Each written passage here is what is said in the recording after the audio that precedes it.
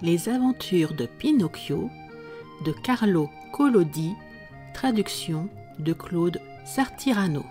Chapitre 8. Geppetto taille de nouveaux pieds à Pinocchio et vend son manteau pour lui acheter un abécédaire. La marionnette, une fois rassasiée, commença à bougonner et à pleurnicher parce qu'elle voulait des pieds neufs. Mais Geppetto, pour le punir de sa fugue, laissa Pinocchio se désespérer durant une bonne partie de la journée, puis il lui demanda « Et pourquoi devrais-je te refaire des pieds si c'est pour te sauver une nouvelle fois ?»« Je vous promets, » lui répondit entre deux sanglots la marionnette, « que désormais je me conduirai bien. » C'est ce que disent tous les enfants quand ils veulent quelque chose. « Je vous promets que j'irai à l'école, que j'étudierai et que je ferai des étincelles. » Quand les enfants veulent quelque chose, c'est toujours le même refrain. Mais je ne suis pas comme les autres enfants, je suis le plus gentil et je dis toujours la vérité. Je vous jure, papa, que j'apprendrai un métier et je serai votre bâton de vieillesse. Geppetto, tout en affichant un air terriblement sévère, avait les yeux pleins de larmes et le cœur gros en voyant dans quel état pitoyable était son Pinocchio. Il se tut, prit ses outils, 2 bouts de bois sec, et se mit farouchement au travail. En moins d'1 heure, les pieds étaient faits et bien faits. 2 petits pieds rapides et nerveux, comme les aurait sculptés un artiste de génie.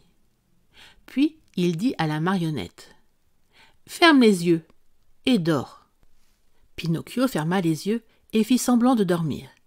Et pendant qu'il faisait semblant de dormir, Geppetto ramollit de la colle dans une coquille d'œuf et ajusta tellement bien les 2 pieds aux jambes de la marionnette que l'on ne remarquait rien à l'endroit où il les avait collés.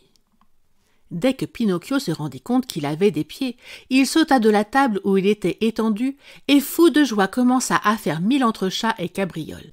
« Pour vous remercier de ce que vous avez fait pour moi, dit-il alors à son père, j'irai tout de suite à l'école. »« Bravo, mon garçon. »« Oui, mais pour y aller, j'ai besoin de vêtements. » Geppetto était pauvre et n'avait pas un centime en poche. Il lui confectionna donc un ensemble en papier à fleurs, des souliers en écorce d'arbre et un bonnet de mie de pain. Pinocchio courut se mirer dans une bassine pleine d'eau et, très content de lui, revint en se pavanant. « J'ai l'air d'un vrai monsieur. »« En effet, répliqua Geppetto, pour être un monsieur, mieux vaut un vêtement propre qu'un vêtement luxueux. Tiens-le-toi pour dit. »« À propos, fit remarquer la marionnette, il me manque tout de même quelque chose d'essentiel pour aller à l'école. » « Quoi donc ? » ?»« Je n'ai pas d'abécédaire. »« Tu as raison, mon garçon. Mais comment fait-on pour s'en procurer ? » ?»« C'est très facile. On va dans une librairie et on l'achète. »« Et les sous ? » ?»« Moi, je n'en ai pas. »« Et moi non plus. » Le visage du brave Geppetto s'assombrit. Et bien que Pinocchio fût d'une nature insouciante et joyeuse, lui aussi devint triste. La misère, quand c'est de la vraie misère, tout le monde la voit, même les enfants. « Attends un peu » cria tout à coup Geppetto. Il se leva, enfila son vieux manteau de futaine tout rapiécé et sortit de la maison en courant.